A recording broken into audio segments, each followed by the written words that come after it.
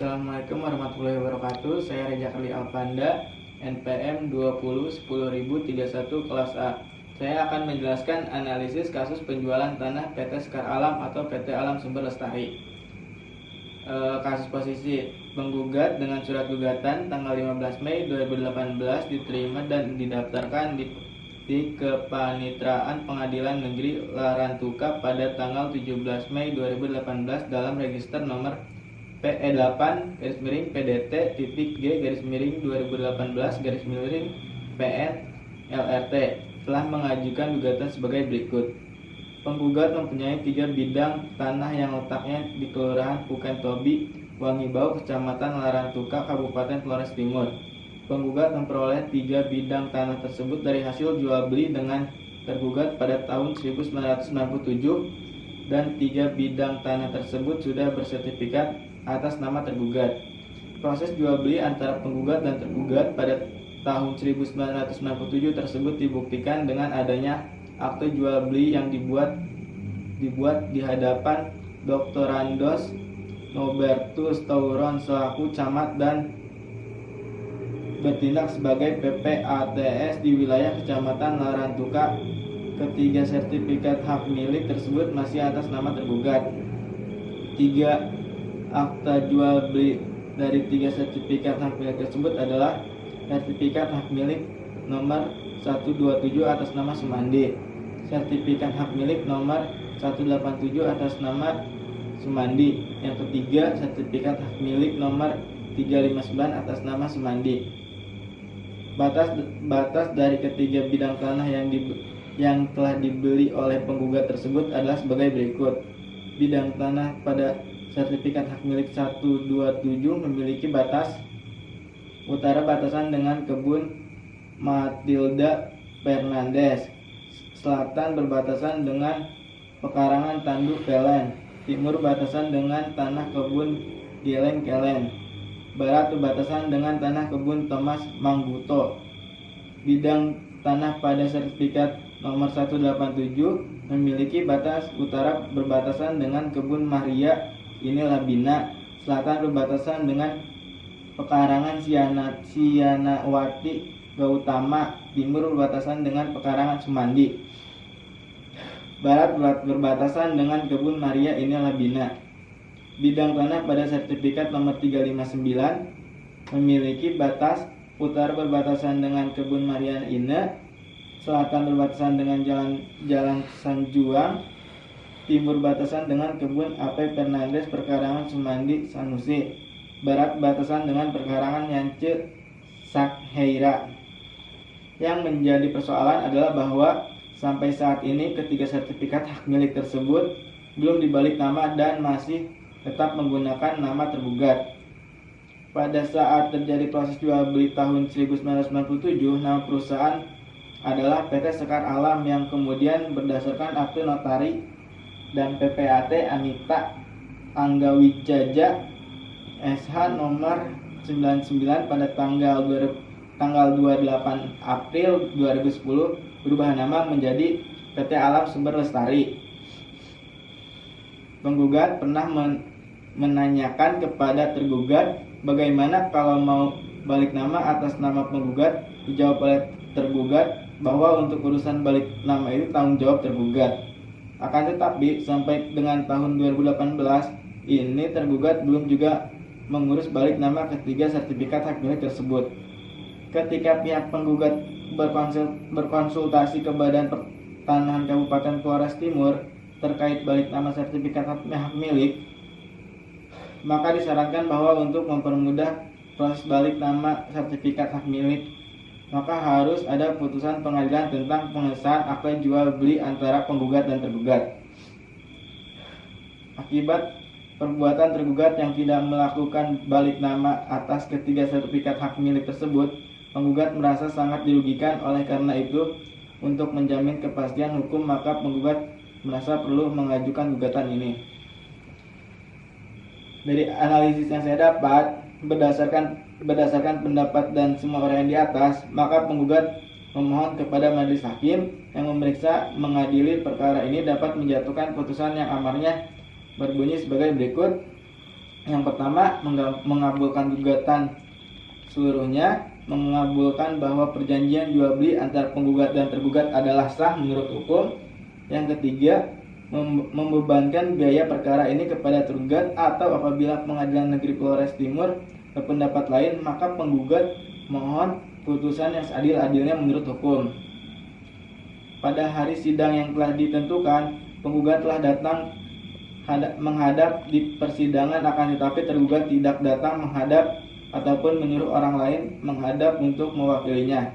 Meskipun berdasarkan risalah pengadilan sidang tanggal 21 Mei 2018 telah dipanggil secara sah dan patut, serta telah dilakukan pengumuman pengadilan yang dilakukan melalui pengumuman koran pada tanggal 30 Mei 2018 perihal pengadilan sidang perkara register nomor 8 PDT-G 2018 PN LRT tersebut Sumandi sebagai tergugat.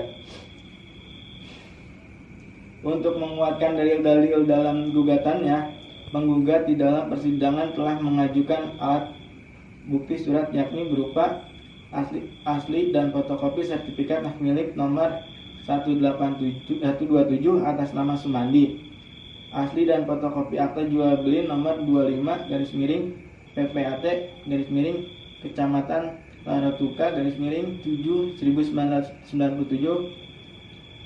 Yang ketiga, asli dan fotokopi sertifikat hak milik nomor 187 atas nama Sumandi. Yang keempat, asli dan fotokopi akta jual beli nomor 26 PPAT Kecamatan Laratuka 7 1997. Asli dan fotokopi sertifikat milik nomor 359 atas nama Sumandi, asli fotokopi jual beli nomor 27, asli dan fotokopi akte notaris dan PPAT Anita Anggawijaja Elsa nomor 99 tanggal 28 April 2010, selanjutnya diberi tanda P7. Surat-surat bukti penggugatan bertanda P1 sampai dengan P7 berupa fotokopi yang telah dicocokkan dengan aslinya oleh majelis hakim telah sesuai benar dan telah bermaterai cukup. Yang selanjutnya, bukti dilampirkan dalam berkas perkara yang bersangkutan sebagai alat bukti yang sah. Dalam gugatannya, penggugat telah mendalilkan pada pokoknya penggugat dan tergugat telah melakukan jual beli tanah yang terletak di Kelurahan Buken Tobi, Kecamatan Laratuka, Kabupaten Flores Timur pada tahun 1997. Sebelum masuk dalam pokok perkara, dikarenakan berdasarkan bukti alat jual beli sebagaimana P2 dan P4 dan P6 disebutkan bahwa jual beli antara tergugat dan penggugat. Saat itu penggugat diwakili oleh Bambang Senggono untuk dan atas nama PT Sekar Alam, sedangkan gugatan diajukan oleh PT Alam Sumber Lestari. Dengan demikian, maka majelis hakim akan terlebih dahulu mempertimbangkan legalitas dari PT Alam Sumber Lestari untuk mengajukan gugatan.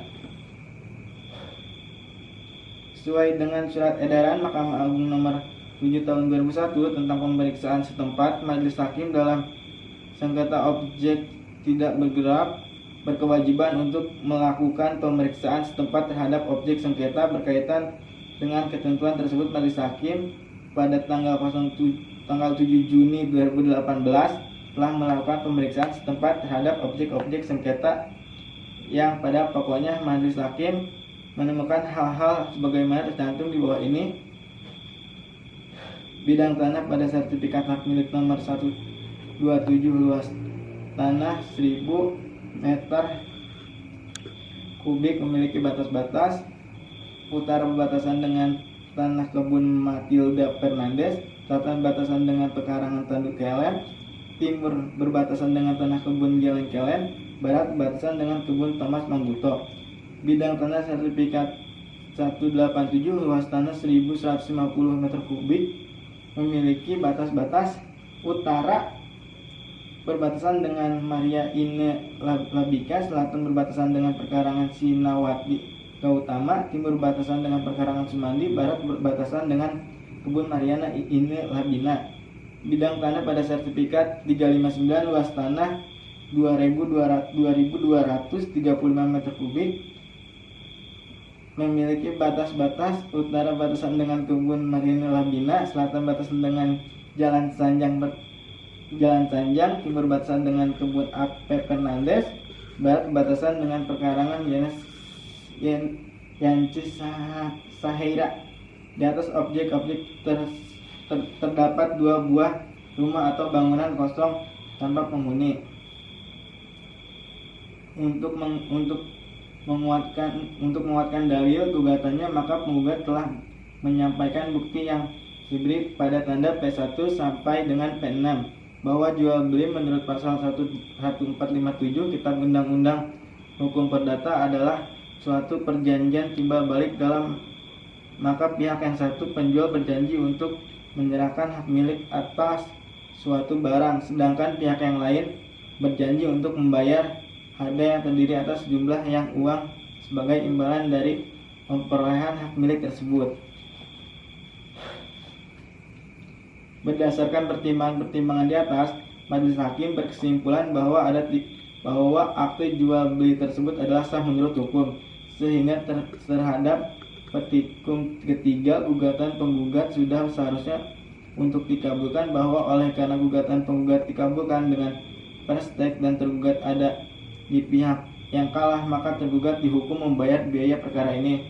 Memperhatikan pasal 149 RBG dan peraturan-peraturan lainnya yang bersangkutan. Mengadili menyatakan tergugat telah dipanggil secara sah dan patut tetapi tidak hadir. Kedua, mengabulkan gugatan penggugat seluruhnya dengan perstek. Ketiga, menyatakan bahwa perjanjian jual beli antara penggugatan tergugat, yaitu akte jual beli nomor 25, akte jual beli nomor 26, akte jual beli nomor 27. Keempat, menghukum tergugat untuk membayar biaya perkara sebesar 4.511.000. Kesimpulan dari semuanya, tanah sangat erat sekali hubungannya dengan kehidupan manusia. Setiap orang tentu memerlukan tanah, bahkan bukan hanya dalam kehidupan, untuk mati pun manusia masih memerlukan tanah. Pertama, banyaknya jumlah manusia yang memerlukan tanah untuk tempat perumahan, juga kemajuan dan perkembangan ekonomi, sosial, budaya, dan teknologi menghendaki pula tersedianya tanah yang banyak, umpamanya untuk perkebunan, peternakan, pabrik-pabrik, perkantoran, tempat hiburan, dan jalan-jalan untuk berhubungan. Tanah tersebut dapat diperoleh dengan melalui jual beli tanah secara umum, jual beli dalam pasal 1457 KUHP Perdata. Menjelaskan bahwa yang dimaksud dengan jual beli adalah suatu perjanjian dengan mana pihak yang satu mengikat dirinya untuk menyerahkan suatu kebendaan dan pihak yang lain untuk membayar harta yang telah dijanjikan. Perikatan dalam arti luas meliputi semua hubungan hukum antara dua pihak, di mana satu pihak ada hak, yang lain pihak ada kewajiban. Orang pada umumnya memberikan perumusan perikatan dalam arti sebagai yang dimaksud oleh buku 3 KUH Perdata, dan sering juga disebut dalam arti sempit sebagai hubungan hukum dalam lapangan hukum kekayaan, di mana di satu pihak ada hak dan di lain pihak ada kewajiban. Perjanjian menurut pasal 1313 KUH Perdata, suatu perjanjian adalah suatu perbuatan dengan mana suatu orang atau lebih mengikatkan tiga dirinya terhadap satu orang lain lebih.